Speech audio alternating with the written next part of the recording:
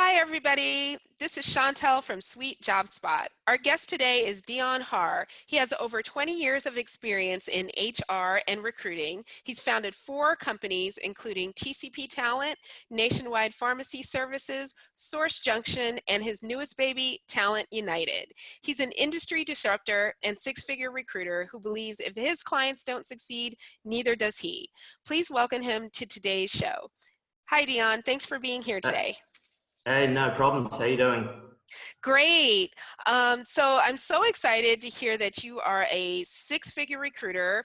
And one of the reasons I was doing this project, just so that you know, is I am doing a lot of research on the 3 important fields for job seekers right now, which is recruiting, coaching, and resume writing. So you're one of my recruiters that's making 6 figures.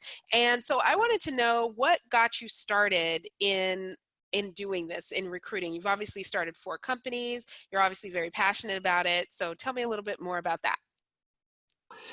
Yeah, look, everybody talks about how everybody fell into recruitment and how no one really sets out to become a recruiter. And my story is no different. I moved to Australia from New Zealand in about 2006. And I didn't even know what a recruitment firm was. Where I was from in New Zealand, we didn't really have one. So I started applying for roles. I was going to interviews, and the first one I went to, I started talking about working there, and they said, no, look, we're actually an agency. We're working on behalf of another client. And I said, okay, well, you're going to have to explain that. And then the more we talked about the role of an agency recruiter, it seemed pretty cool. I've always been passionate about people. And in my last role before coming to Australia, I worked in radio, in sales, amongst other things in sales. My last 3 years was in sales. So selling a product that we didn't really yet have, we had to sell our ability to have that product, and then we had to have that product once the sale had been made. And the other part of my job was writing ads, radio ads, which these recruiters obviously thought would transfer across to being a recruiter quite well. So I went to an interview with an agency for a mortgage broking company. The consultant got up and walked out, come in with the CEO, and basically he interviewed me to work there. I didn't get that job, but that piqued my interest in working in agency recruitment. So I spoke to a couple of rec-to-recs, and they, at the same time, I was approached by another recruitment agency. I was offered a job. I spoke to the rec-to-rec. They recommended them as a firm. And I'm glad they did, because there's a lot of horror stories in recruitment of who you can work for, and I got to work for one of the really good ones. I did that for about 8 or 9 months, and I guess having just an entrepreneurial spirit, I went, if I'm out there building a brand that really no one knows, I could be out there building my own brand that no one knows, and building that from the ground up. So I quit my job. I was living with my best friend. I spoke to him. I said, this is what I'm going to do. He said, I reckon I could do that. And so maybe a little naively, we both packed our jobs in and we started a recruitment agency, not too far short of the GFC. Okay. Didn't really realize how good we had it. We had, especially in Australia, we had a real boom before the GFC. So things were going really, really well, which I guess in one hand was a good way for us to start. But then we also, like everybody in our space, really, when the GFC hit, we were hit pretty hard. But I've always just been passionate about what it is we do. I truly believe that a company's greatest asset and their greatest competitive advantage can be their people. And we're the people that our clients trust to find their greatest assets. So it's something we have to take really seriously, and it's something that we really enjoy most of the time. Well, that's great. That's great to hear, because I think what I've learned a lot with people is that fear of starting a new company, and kind of what you did was, like, you stopped and thought about it and realized, hey, you know what, this is a brand new company. I could be doing this for myself. I could sit here and work for somebody and build up their reputation and everything with them. And if if I just take that same level of energy and excitement that I have for their company and take it for myself, I could be building my own brand. So that's like a real power move and a real mindset move in terms of thinking about, hey, I can do this for somebody else, or I can just do the same thing for myself and still have the results I want. You said the GFC. Tell me, is that an Australian thing? Because I think I might be lost here in America, or I'm just not with it. So what exactly is that? For context. So we refer to the global downturn Oh. of 2008 as the global financial crisis. It's generally, if someone's going to refer to that here, they'll call it the GFC. And obviously, okay. so, everybody felt it. I guess different people, different countries call it different things or refer to it in different ways. But when the global financial crisis hit, and probably more than just about any other, the people industry took a massive hit. Yes. We certainly felt that in Australia for sure. Yeah, I think here we just call it the recession, and I think there's Yeah. the assumption in the US that it really just happened here for some reason. I don't know Yeah. why, but but we just Yeah. think it's like, oh, that was Yeah. the United States thing. We had terrible presidents, and It that's definitely definitely a happened terrible here too. president. Yeah. Yeah, it definitely happened here too, for sure. Well, that's awesome. So, so then you started your company, and like, what prompted you to start multiple companies? Because a lot of people, they start one, they just kind of stick with that.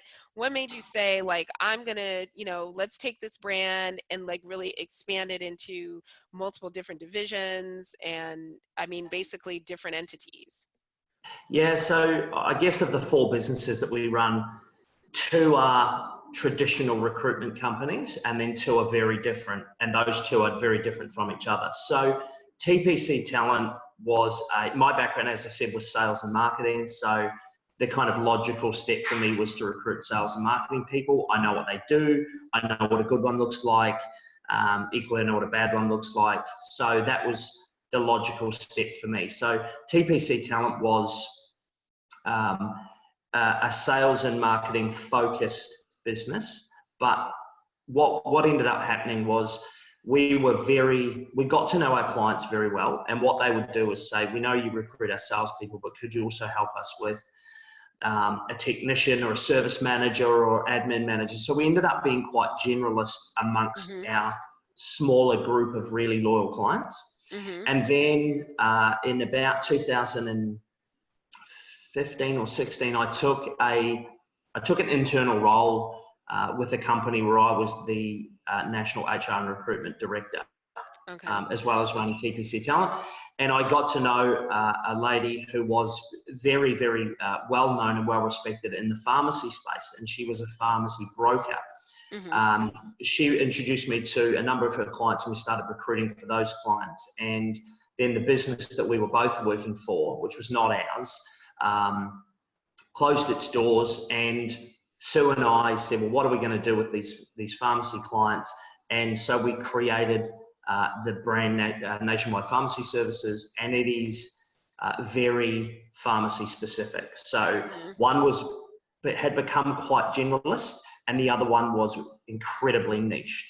And what we found is that when we talk to clients in that pharmacy space and we say, all we do in this business is place community pharmacists, they really respond well to that. We know that market really well. That's basically the only job title that agency places is pharmacists. So very, very specific.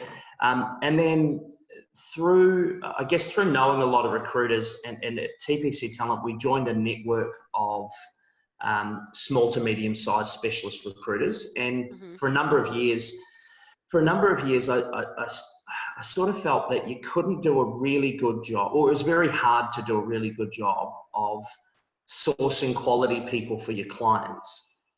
If you're spending a lot of your time doing business development and out looking for the next job. And certainly from the contacts that I know in America through the NPA network, who there's a lot of them that either focus 100% on the client side or the candidate side. So what we did was create we researched about 500 HR and recruitment managers and directors about how they used recruiters, what was good, what was bad. No surprise, what was bad was a lot more in depth than what was good. But we established that there's there's 3 or 4 really key reasons why, if a company uses an agency and it goes wrong, why it goes wrong. And so we set out to build a business model that takes all of those away. Got it. Okay. So, And tell me a little about, what is that? You said there's a model that takes it all away. So like how do you feel like your model takes all that issue, like attacks or addresses that issue? So yeah, good question. So if a company uses a recruiter, they're going to use, if they're going to use the external recruitment industry, they're going to use them a number of ways. One of those ways is that they will use one person, and I've been that person. When I only had TPC talent, I had clients who would use me for everything, and that was great. But it's easy for that to go wrong, and that you, as a company, you're then paying a specialist in a certain type of recruitment to recruit all over the place. So the vast majority of times you're paying someone who actually specializes in doing something different. Right. To find your staff. If you want to use recruiters well, I believe you have to use specialists. You need to be using specialists. You are a company who uses recruiters across 6 or 8 different business functions. What that means is that you have to manage 6 or 8 or 10 or 12 specialist recruitment firm relationships. So yes, you have a specialist on every role, but you're also chasing a dozen people around the place, chasing feedback and answering emails and taking calls and all that sort of stuff. Right. So essentially what Source Junction does is we say to our clients, do what you're going to do yourself. There's a whole bunch of reasons why companies should do their own recruitment. Both financial and non-financial. They should do that. We help some of those clients to do that better. But when they go to agency, when they've tried their own resources, they can't find it, or they know they're not going to, and they go to agency, what we say is come to us. We'll make sure the role is ready to go to agency, first of all. And then we have, via the network that we've built through the MPA network and a lot of other firms that we've got to know over the years, we have about 125 specialist firms across Australia and New Zealand, about 500 globally. So we'll take that role and we'll sit it with a genuine specialist in that field. Got it. Okay. If it's a chief financial officer in Sydney, then we have a firm who specialises in high-level financial management roles in Sydney. So that we'll sit the role with them. So we use the external recruitment agencies on behalf of our clients. So we maintain their single point of contact. We feed back to them every 48 hours. This is where we're at with each job. So the company, one of the big things that companies told us they don't like is the communication in the recruitment industry. So it's very poor, it's very slow, it's very reactive. So we come back to them every 48 hours and say, this is where we're at with this role, this role, this role. And we leave our specialist partners to focus on what they do best, which is knowing their talent pools really well. And we focus on what we do best, which is managing our clients. Okay, great.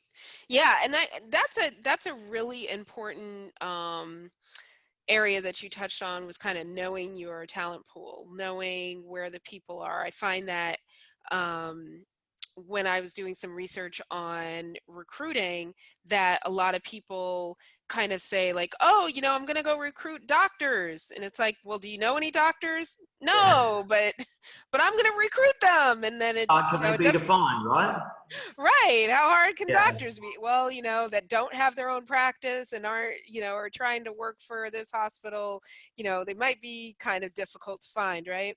So I think that it sounds like, you guys have a really good grasp on, kind of where the boundaries lie in terms of whether you want to be are you trying to be a specialist or a generalist, like, maybe some general admin work or whatever, that can be kind of general. But if you're looking for pharmacists, then, you're targeting pharmacists. You're not targeting anybody in the medical field, not Yeah. anybody in, in retail or whatever, because pharmacy kind of goes across a few lines. At least here in the US, it goes from retail to hospital pharmacy. Yes. Yeah. And, Yeah. Same that's, here.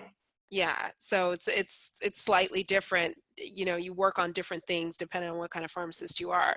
Yeah. So what would you say, like, in terms of uh, some of the problems that you deal with? What would you say are like the major problems that you've dealt with as a recruiter? Probably the biggest problem is, again, in Australia, I can't claim to know particularly what it's like in the US, but in Australia, um, the reputation of the industry is a massive problem. Okay. So it is essentially the reputation in Australia in the recruitment space is, we do very little work. What we call tick and flick resumes. We're not that interested in getting the fit right. We just want to, throw people into a job and flick out an invoice. Right. And look, it's an unregulated industry in Australia. There's definitely some people who do it in ways that most people would consider unethical. So that the industry's given itself a fairly poor reputation. Mm-hmm. So that's a big challenge, and that's part of, I guess that's part of the reason that we created Source Junction and how we pitch that to companies is that we don't do it the same way as other recruiters do it. So that's probably the biggest problem. And the other problem is, depending on the market you recruit in, is a real candidate shortage, a real skills shortage.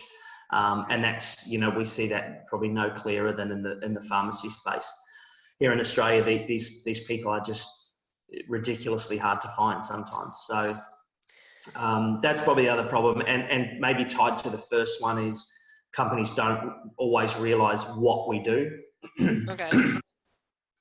So I had a client ring me recently, and she said, "Look, I'm just curious to know, where do you advertise our jobs?" And I said, "Well, the biggest job board in Australia is a job board called Seek."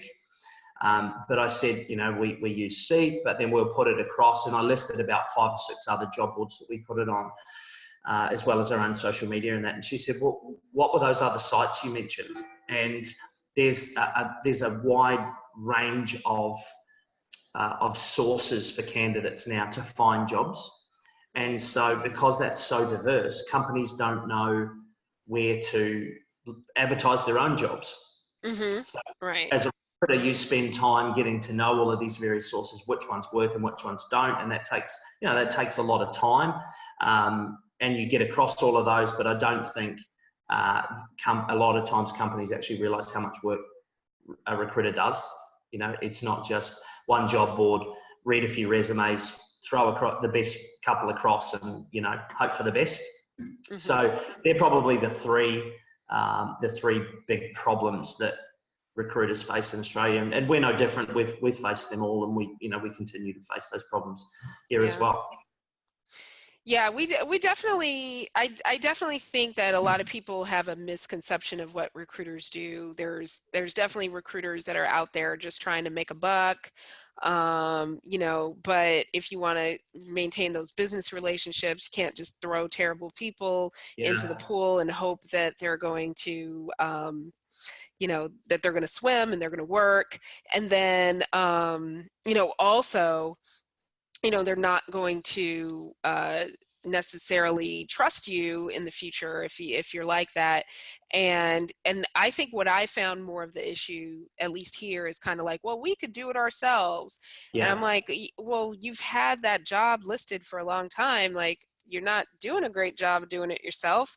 yeah, And, a lot of companies go, well, we have our own internal job board and people just apply there. And, it's definitely not the same as putting it out there, because you'd have to know that the company exists. Some companies, a lot of companies people don't know exist.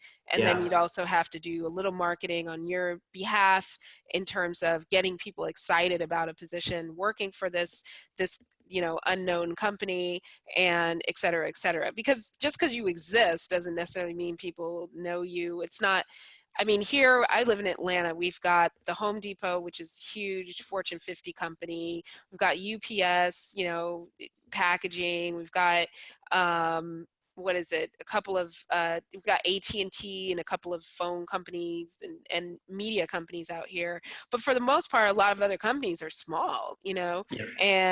and you know, minus the big major brands, everything else is small. So, you know, how does a small company really get themselves marketed out there and put into the community? Now, in terms of becoming a recruiter, what do you think is like the best? I asked this question and I'm wondering, like, if you become a recruiter, you come from a sales and marketing background. Do you think that having that background is more important, or do you think it's more important to like have that industry background?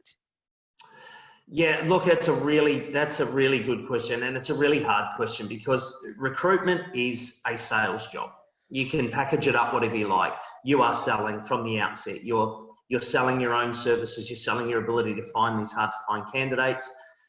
You're then selling when you're writing a job ad. You're selling because you've got to sell. You've got to stand out from potentially thousands and thousands of job ads that went up that day. You're then selling an opportunity to a candidate. Once they are interested and they want to progress, you're selling the candidate to the client. And then you're still selling if you're involved in the negotiation process, depending on how, you know, backwards and forwards that is, you're still selling. So it is absolutely a sales job. That being said, I know a lot of recruiters who are genuine industry experts in what they recruit. Excuse me, not necessarily the greatest salespeople, but their technical understanding of the industry and the jobs and the candidates allows them to also be incredibly successful. So, look, if you had to pick one or the other, I would say that a sales ability or a sales background is probably, I was going to say it's more important, but I actually don't know that it is. I think they're both equal when it comes to pros and cons. You can be successful with one or the other. What is absolutely true is you can't be successful if you don't have at least one of those. I guess as a recruiter, if you come from a sales background, you can learn the industry. So industry knowledge is a skill to pick up, whereas sales, a lot of people say sales is a personality trait. So Yeah, I've heard that. A lot of technically sound people, a lot of technically very, very capable people just can't become salespeople. They're not comfortable doing it. And so because of that, they're not good at it necessarily. So you can get by with one or the other. You can't get by without one of those two skills. But I think you need to, even if you're not from the industry, you know, I'm not a pharmacist, but over time I've worked hard to learn about the roles, the industry, you know, the jobs, with that type of thing, so that I can have a conversation with a client and they know that when they talk about problems that their industry is facing or their business is facing, that I've got a reasonable understanding of those problems. I'm not just trying to move bodies, you know, through some sort of production line so I can send out invoices. You've got to learn. If you don't come from the industry, you've got to learn the industry, because, you know, there's a lot of recruiters in every space. And why should a company deal with someone who doesn't really have a clue what they do, you know? So, yeah, it's Yeah. a hard question to answer, actually. That's a really good perspective. Yeah, I've seen some people move. Some people I know have moved from, say, you know, a technical position. Let's say they have a technical background, and they decided, you know, 8 years into that, they're like, okay, I want to sell, or I want to, you know, I want to do something else, because that technical job, I'm just tired of actually doing the technical work. And, Yeah. you know, they either, you know, they move into more of a consulting sales type of role. Some of them do move into recruiting. And, you know, it seems like either way, you got to learn something. So, so you're Yeah. either going to be good at sales, or you're going to be good at the work. And you just got to find a way to marry the two. Now, in terms of like the people and the candidates and being good at, you know, working with recruiters, what would you say like the biggest thing is, like advice you would have for candidates in terms of trying to work with recruiters? Yeah, so we were talking just, before we started recording, and I said I'd created a Facebook group to just give people job seeking advice. And Yep. this comes up all the time. And I think one of the biggest pieces of advice I would give job seekers is, and it's not necessarily how to deal with recruiters, although we will get to that, is it's not about how many jobs you apply for. It's what you apply for and how you apply. Again, here in Australia, and I would say it's probably the same in the US, it could be worse. We could put a job ad up and get 200, 300, 400 applicants. So if Right. you're not differentiating how you apply, then you are just one of a huge number of people who have applied for a job. And the chances of you standing out are incredibly low, just based on the numbers.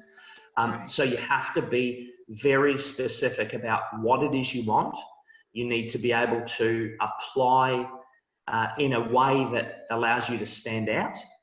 And you need to be able to demonstrate why you want that job. Why that job is the perfect job for you because you bring all of these skills and experience to that role, and why you're super keen to get that position. I know personally, there's nothing that puts me off more than hearing someone say, "I'll take any job for now." Because Right. Okay. what that means is you have no idea what you want to do. And I understand when people aren't working, that's their mindset. They will do anything. And I totally understand that. But from someone hiring, be it a recruiter or a company directly, what that says is, I'll take your job for now, but when a better job comes up, I'll be taking that one. As opposed to, this is my perfect job, and if you give it to me, I won't be attracted away by something else. Because you've got to understand, both from a recruiter and a company's perspective, one of the worst case scenarios is someone goes into a role and they don't last. So Yeah. get very clear about the types of jobs that you want. Come up with a strategic way to apply for those jobs that allows you to stand out and be able to really demonstrate why it is that you want that job. In terms of dealing with recruiters specifically, I think one of the biggest things that candidates need to do is be able to determine who is and who is not a good recruiter. Okay. I've spoken to a lot of candidates over the years who have had the runaround by recruiters, and equally, like I say, recruiters have a bad reputation in the industry here in terms of companies. They also have it in terms of candidates as well, to some degree, and that's because there's a lot of candidates who have had the runaround by recruiters. They've been treated poorly. They've been treated like a product, like a number, and so they think, well, the recruiter doesn't really care about me. They just want to place me again so they can make some money. So you've got to understand what does and doesn't make a good recruiter, and you also want to make sure that you are aware of the engagement between the recruiter and the company. We had an instance only about a week or two ago where a candidate called me, and we were working a job. We knew it was exclusive. We know the client really well. I had a candidate call me and say, "I've just had a call from agency XYZ, and he's told me that he's recruiting exclusively for this company, and he wants to put me forward." And he said, "So that's what you said to me. So one of you two's lying. Which one is it?" Wow. And as it turns out, that the other recruiter didn't even have the right to put candidates forward. So basically, he's put this candidate in a position where the candidate knows one of the two of us is lying. Now, I guess in that case, fortunately, I was able to get the client to call the candidate and say, "We are working with this company. We are not working with that company." So we were able to, I guess, defend our position. But again, it's things like that give candidates a really bad experience. So understanding what it takes to be a good recruiter, and making sure that you're dealing with a good recruiter who's got a good relationship with the client. They are genuinely working that role. They've got the right to put candidates forward. They will represent you in the best way possible. Again, if you're interviewing with a recruiter, you need to know that recruiter understands the job and understands what you do for a living, because if they don't, then they're not really able to represent you, as a candidate to the client. if I was recruiting an accountant, I could probably find plenty of people to get in for interview. I really have no idea what an accountant does, nor do I want to know, to be honest. But because of that, I couldn't effectively interview a good accountant, and I certainly couldn't represent a good accountant to my client because I don't know the job. I don't know what they do. So you've got to make sure that you're dealing with a good recruiter. And secondly, once you've found a good recruiter, or if you don't register exclusively with one, then deal with a small number of them and work with them. Understand that as a recruiter, we don't get what we want, which is to make a placement and obviously to generate revenue for ourselves or the business we work for. We don't get what we want unless our client and our candidate also get what they want. So, and that advice is equally true for companies as candidates. I say to clients all the time, if you're going to use us, understand there is going to be a fee. This is going to cost you money. Get comfortable with that, and then get on our side and work with us, not against us. And it's the same with candidates. If you align yourself with a good recruiter who knows your space, they can do an immense amount of work for you. And in most cases, they will work really hard for you to find you opportunities, providing they feel like you're working with them, and be honest with them as well. Right. If there's something that's going to at some point in the process get in the way of you taking that job, then be honest and address it up front. Don't bring it up once you've got an offer. Put it on the table right from the word go. If it can be worked around, then you figure out a way to work around it. And if it can't, well, then you put a fork in it and you move on to the next role or next opportunity. But find a good recruiter, or figure out if they're a good recruiter or not.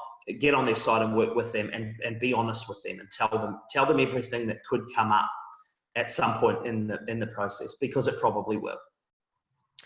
All right, Deon. So before we end, I wanted to ask you for your advice for people. So people who want to get into recruiting, what do you advise for them? If you want to get into it, I think you need to look past the dollars. It is an industry that a lot of people make a lot of money, and it's an industry that you can make a lot of money and not do a great job, and you can make a lot of money and not really care. But if you don't realize that and keep in mind that someone's job, these are people we're dealing with, and yeah, you can add great people to a company, and you can add to their culture, and you can add to their bottom line, and that's all fantastic, and that's why they pay us that money. On the candidate side of things, these are people's jobs that we're talking about. They're their livelihoods. They're how they put food on the table. And we work. Some people work half of their lives. We spend most of our waking hours at work. And for a lot of people, they get a lot of their self-esteem and self-value and self-worth out of what they do for a job. You meet someone, you meet a stranger, you get talking, and within a minute, someone will say, "Oh, what do you do?" It's a big, for a lot of people, it's a sense of pride, and it's a sense of identity, and you have to always keep that in mind, that when you're dealing with these candidates, you're dealing with a part of their life that's really meaningful and really important, and you have to respect that. You have to treat that with the care and respect that it deserves. And you also have to understand that this is it's a trying time for a candidate going through the job hunting process. It's a stressful time. It's a nerve-wracking time. For some, especially with some candidates maybe that are a bit older who haven't really been through. I talk to a lot of people who've never been through this process. They've been headhunted or approached from different companies, and now they find themselves sort of more advanced in their career, and they've never gone through the process, and it's a really daunting prospect. They have no idea what's going on, what they're supposed to do. My advice would be never lose sight of the fact that it's a people industry. You're not selling things, you're not selling products or widgets. You're connecting two people together, or a person and a company together, and you can add real value to both of them, providing you always keep that in mind. There's all the mechanics of fees and invoices and blah blah blah, all the revenue and everything, but you're helping people to grow their careers, to advance their careers, and you have to always keep that in mind. That's the biggest thing. As I say, you can make a lot of money and not do that, but I think over time people can see pretty clearly see through someone who doesn't care, who isn't empathetic, who isn't trying to really help. And I think over time you just become less and less effective as a recruiter, as you're trusted less and less. And then subsequently the job gets harder. So if you want to get into recruitment, understand it's a people business. Don't try and automate the people contact out of it, because as much as technology advances, it will always be a people industry. And just care about what you do, care about doing it right.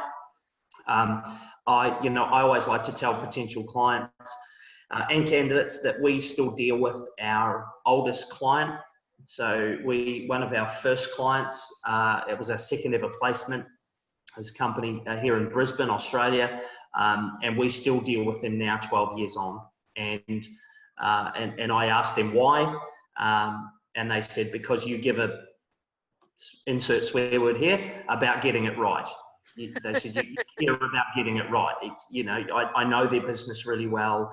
I know every role in the business. I've recruited every role in the business except the general manager's position over 12 years.